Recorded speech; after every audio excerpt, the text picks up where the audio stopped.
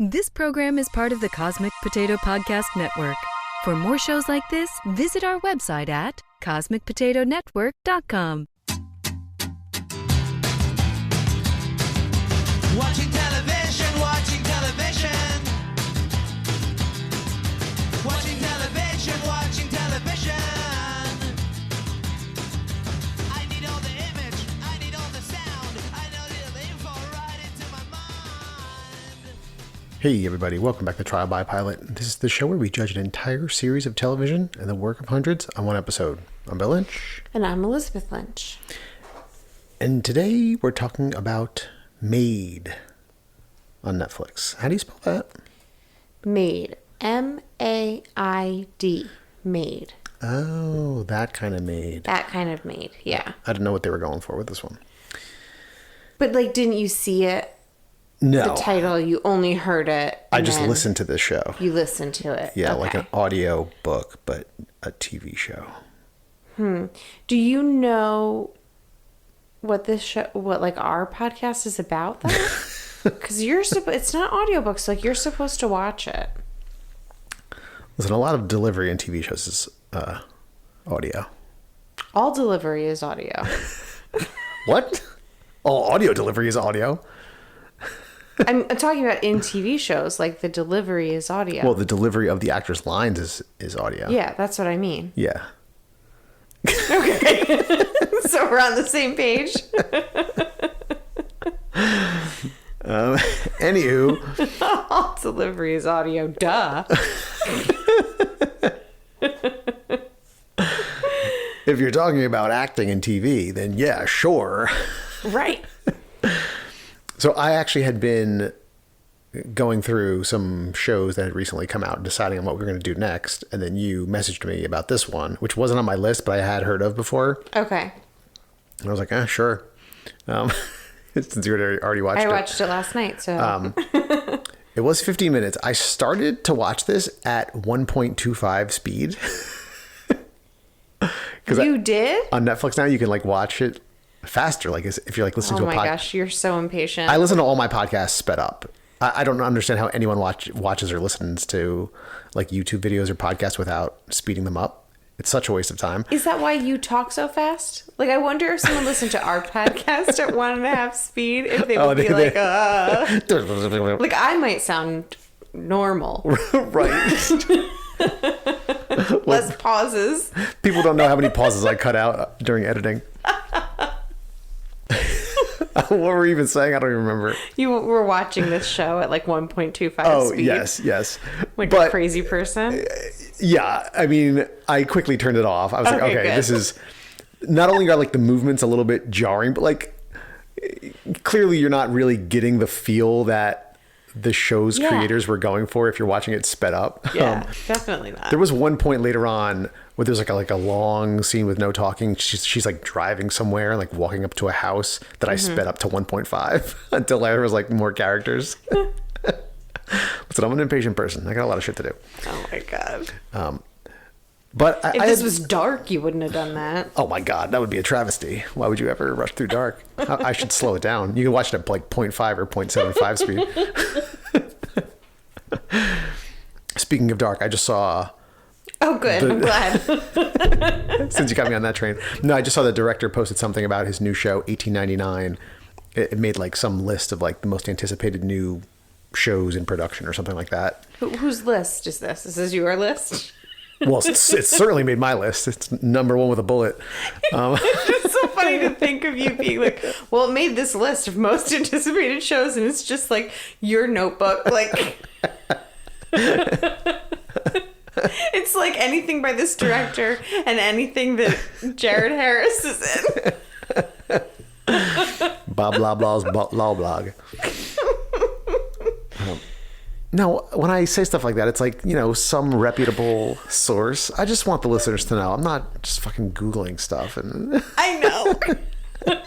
It's just what's the reputable source? I don't remember where it was. It could just be you. I'm a reputable source. Yes, I know you think that. Certainly. All right, let's talk about this show. Okay. I have seen stuff around about it not a ton of like actual insight into it. Yeah, it's mostly been, I feel like my circle, like my news feed on Facebook or something, you know, like a lot of my friends or people that I'm friends with on Facebook have been watching it, and that's kind of like where I started hearing about it. Yeah. And it was people that I would like, that I typically agree with or like the same shows or like watch some of the same shows. So Yeah. I was trying to figure out what to do last night, and I just put that on. I was like, oh, I'll give this a shot. Yeah. And I watched maybe like 1.5 because I think it was like too late. I ended up going to bed. I don't think I watched a full 2 episodes. Okay. So that's why I suggested it today. Cool. So it's fresh in your mind. Yes. So the pilot to Maid starts with a woman in bed in the dark staring at her, you know, partner. We don't know yet. He's sleeping, but she's like wide-eyed just staring at him. And eventually you can like see her make a decision, and she gets up quietly and puts on her shoes, gets a backpack, and goes into their kid's bedroom. And as she's leaving, we see there's like glass on the carpet. There's a hole punched in the wall, you know, making it obvious why she's leaving, basically. And I like that they didn't show this guy that well, which they end up doing it later. So like, but at the time I was like, oh, that's a cool decision. Like focus on her and the kid like leaving. Yeah. But when she's pulling away, he does come out and like yells after her, but she just keeps on driving. I was just waiting for that. I'm like, okay, at what point does he just like show up at the car Right. door? And you don't know like the extent of that fight, that, you know, or like the extent of their relationship or the abuse. So like, I was just kind of like, my stomach was like in a knot a little bit. Like I was afraid like, oh my God, like what if he's just like really like rough and like grabs the car, but she gets away, you know? Yeah. So she stops for gas, and we see on the screen she has $18 in her wallet. You know, like flashes up on like a little graphic on the screen. Cha-ching, $18. And, you know, it goes down as she's getting gas. Ding, ding, ding. Every time. I fucking hated this. I'll talk about it more later. It was. Oh, okay. It was so annoying. Oh, my exclamation was about like how much it sucks that like. Sure. How desperate to like leave and have $18. I mean, you know, she's clearly not in a good situation. And she pulls up to her girlfriend's trailer, but there's a bunch of people inside drinking and smoking. And one of them comes out and says like, oh, hey, you know, whatever her boyfriend's name is, he's on his way over here. Just hear him out. But she like quickly just gets back in the car and drives off again. And like she's going there because she needs a place for her and her daughter to sleep that night. Yes. Like so she's like seeking refuge, but like her friends there like having a party with like all of the friends of her boyfriend. Right. So not a safe place. And her daughter Maddie is in the back seat and she keeps asking for shoop. And she like is like banging on the tape deck of this old car, and it's a mixtape that's been stuck in the tape deck since she bought the car, and it's Shoop by Salt and Peppa, which you know my feelings on. Yes, I do, and you love it, and feel free to break into the absolute goat. However, strange time for a cute montage of her and her daughter. We like see a bunch of memories of like her and her daughter as the song Shoop is playing. But like that's the memory, like that's the song that they sang. Yeah, but it doesn't fit the feeling that they're trying to evoke. Fucking Shoop. But that is just like the song that she sings to her daughter. Like, yes, it's a weird thing. They could have picked like so many other songs that like would have had the same effect like on that end of it, but weren't about having sex. Yeah. It was a strange choice, I thought. I know, but when you were younger and you first heard Shoop, did you know what it was about? I didn't. But now I do, and I'm watching this show. And I'm like, what the fuck? So they end up sleeping in a park. And in the morning, they get told by this cop, like, you got to get out of here. You got to go to social services, whatever. Right. And so she does go to social services to try to find a place to sleep. But they can't really help her because she has no job. She can't afford daycare to get a job, and she doesn't have any skills that she can think of to put on her resume.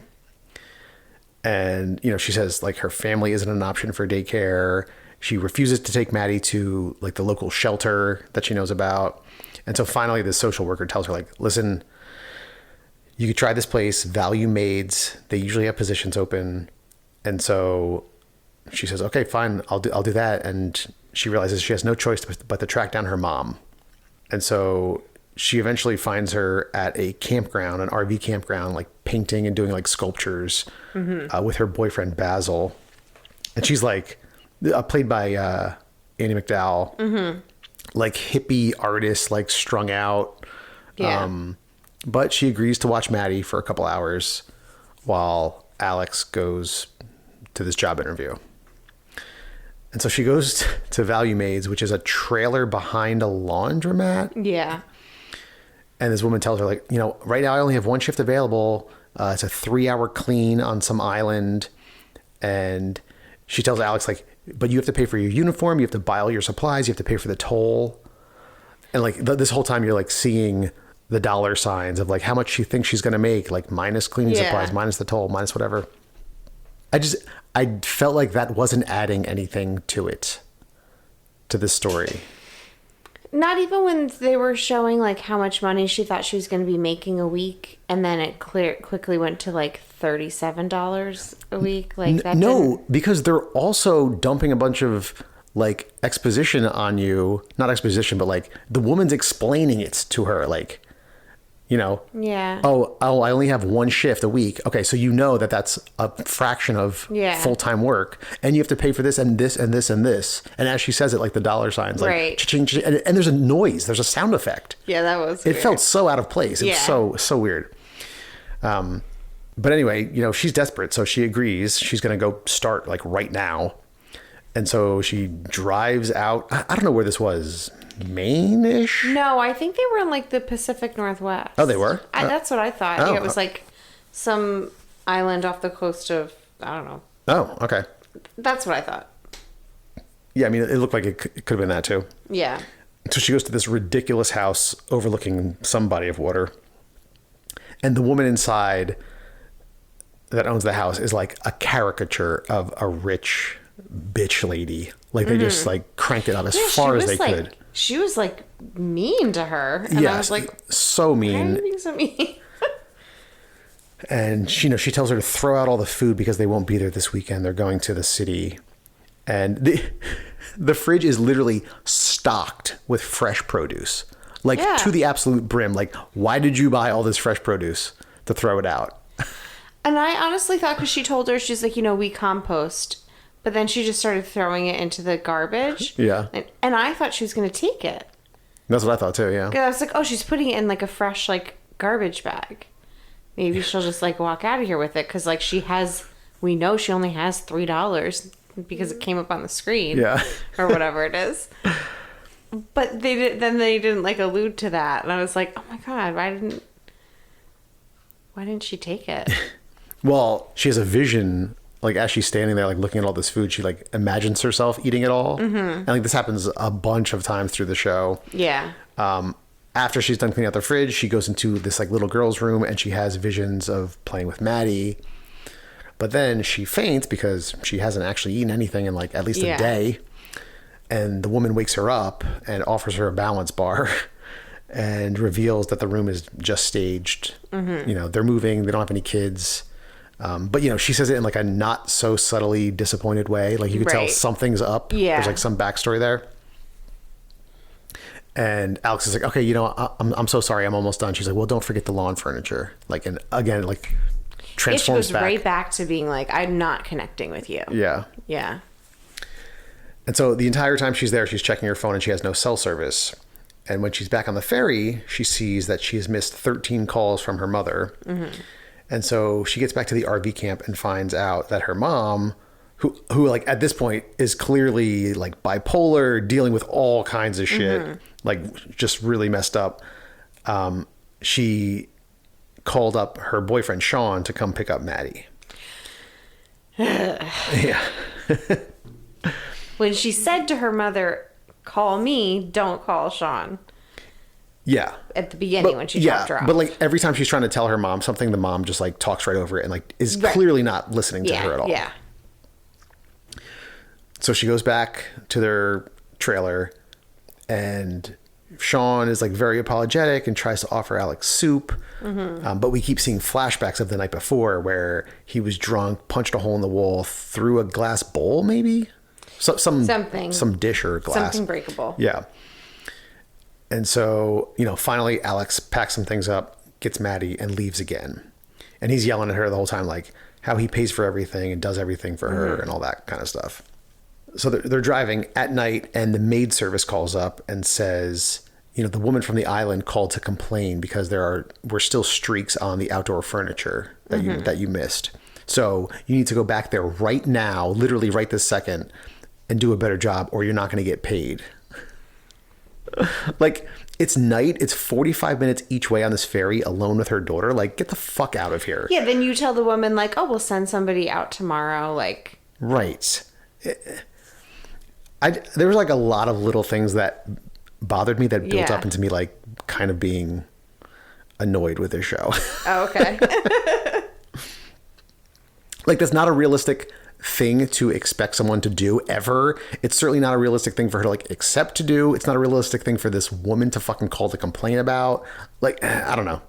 I don't know, but also keep in mind, we have never hired a cleaning service ever. And not that we would complain like that, but we've also never worked for a cleaning service. So I don't know how all these cleaning services work. Like, it is possible that, like, someone there is, like, totally taking advantage of their workers the way that this woman was. Maybe. Maybe. I'm just saying. Maybe I would have bought one of those things, but not all of them together at the same time. So anyway, Alex starts to drive there at night, and as she's driving down the highway, her daughter drops her doll out of the car window, which was, like, obviously going to happen. Right. The daughter's, like, holding the doll out of the car window the whole time. And then after, like, telling her, like, oh, we'll go back and get it later, we'll go back. And we see, like, the kids screaming a couple times. As she's, like, still driving, then she pulls over on the highway. Yeah. Like, I thought she was going to turn around and go back. She just pulls over on the side of the highway, gets out of the car, and then starts jogging back in the opposite direction, leaving her daughter in the car. Yeah, this was not a good idea. It was so stupid. No, but she hasn't eaten or slept. She's in such a desperate situation, like, I think it was like a dumb catalyst. Like, I feel like they could have like found something else to move this story along. Right. Because it did seem really stupid, but I also did try to put myself in her shoes. Like, how desperate are you? Yeah. So as she finds like the head of the doll, she starts to like laugh, cry, like she's breaking down. And then she hears a crash and she sees someone has smashed into her car. Ugh. So now she's like running back, screaming, pulls her daughter out of the car. And she seems fine. Yeah. The cops show up, the EMT shows up, they're checking on the daughter. And as she's like in the back of the ambulance, a cop comes up and gives her a ticket for parking in the Meridian. Yeah. Parking? Did I say parking? You did. Parking in the Meridian. Ticketing, parking. And, again, we see the money up on the screen. Oh, now she's got a ticket, negative $200. Yeah. And then she's like, who's going to pay for this tow truck? Ding. The sound effect goes off again. You see more negative. It was... Okay. It was... I know. It didn't bother me so much. Like, sometimes I see those choices being made and I'm just like, okay, like I take it for what it is. It's not like, I understand why it's annoying to you. It's always been a little pet peeve of mine. I don't like when shows like show text messages. I've kind of gotten over that just because, listen, that's the easiest way to show the dominant form of communication these days, right? It's a text message. But it usually happens in like certain kinds of shows. This was like a dark, depressing show, really grounded in reality. And you have this like fucking weird sound effect thing constantly going off. It just didn't fit. Yeah. I also had some problems. We're almost done with the pilot here. I had a lot of problems with the editing and the camera work. Like when the daughter dropped the doll out the window and you like are cutting back and forth between her and the daughter, like really frantically. Like, I know what they were going for. I just don't think it was executed that well. Okay. But anyway, her dad ends up coming to pick her up. It's the only person left that she can think of to call. So her dad picks her up. You know, he says, you know, where are you staying tonight? I would offer my place, but, you know, whatever his wife's name is, he's remarried with kids. He's like, you know, it's a school night. I don't think she would like it. She's like, oh yeah, that's fine. Just drop us off at the ferry terminal and, you know, I'll have a friend come pick me up. So she gets out of the ferry terminal, doesn't take the car seat with her. She doesn't take the car seat with her ever. She didn't take the car seat. I was waiting for her to take the car seat out of the car because that wasn't the car seat that her kid was in. Oh, you're right. She never takes the car seat out. And then, but there is a car seat in her dad's car. But then she doesn't take the car seat with her there. Yeah. Maybe. And there's another situation. I can't remember if it was in the first episode or the second episode. Where there's like another car seat. I'm like, she's just lucky that everyone she gets in a car with has a car seat. Because she should have taken that very expensive car seat out of the car. Yeah. Anyway, that's it bothered me because that was not realistic. That would be on the top of her mind. Yes, of course. Yeah. You know what I mean? You're going to be traveling somewhere with your daughter. Right. In a car. So they go to sleep in the ferry terminal. They just like sit on the ground, you know, with other people like waiting for the ferry. And that's the end of the pilot. Just her daughter falling asleep in her arms as she's got her back to the window of the ferry terminal. So, what did you think of Maid on Netflix? Well, I think I liked it more than you did. I'm sure. Okay, because you seem to not like it. I mean, I didn't think that it was like amazing, but I just feel like I definitely could give it a chance. Like I was like, I still thought it was good. Those like weird graphics of like the tally of her wallet aside. I still thought that it was good, and I kind of was like, okay, it's setting it up and I'm getting into the story. I didn't think anything really groundbreaking happened. I'm curious to see.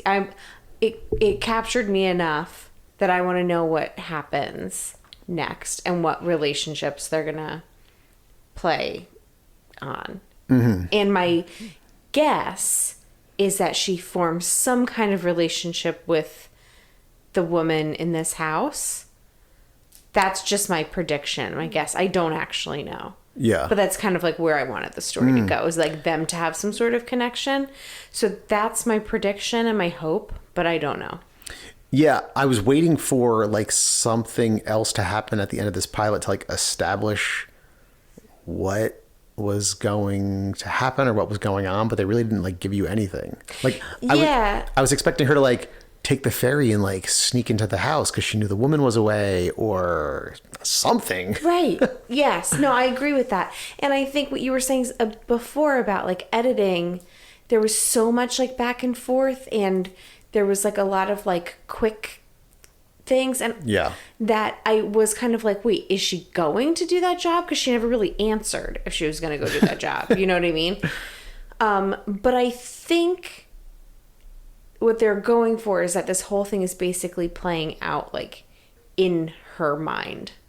Like you're basically watching like her head, her brain think about everything and try to like organize it, and flashing back on memories of stuff and like what she is trying to gather together to like make this life get away out of like a bad situation. Yeah. But like you said, maybe it wasn't like executed great because it was like a little bit like jumpy.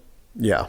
But I liked it. Like I wasn't bothered by it, and I did start watching the second episode last night before I ultimately had to go to bed, and I think it gets better. Like I like the main character.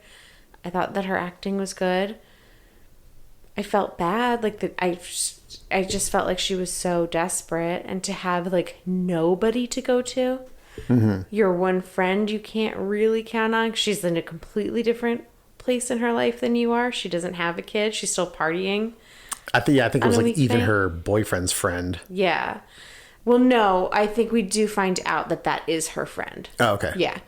And she can't go to her mom. Her mom's completely unreliable. And then her dad, like, again, what is the story there? Because when he said, oh, it's a school night, like, she may not be completely forthcoming with all of the information about why she needed to be picked up and why she needed a ride from her dad.